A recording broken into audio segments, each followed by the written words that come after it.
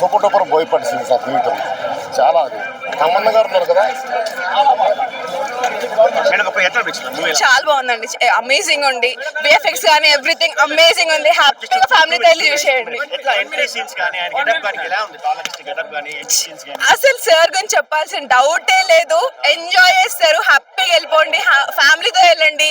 మన సనాతన ధర్మం గురించి కూడా చాలా బాగా ఎక్స్ప్లెయిన్ చేశారు. తమన్ సార్ కి అసలు డౌటే లేదు, ఇట్స్ అమేజింగ్, అసలు డౌటే లేదు. సో బాలయ్య మాస్ అసలు కుమ్మేశారు, అంతే వెళ్ళి ఎంజాయ్ చేసేయండి.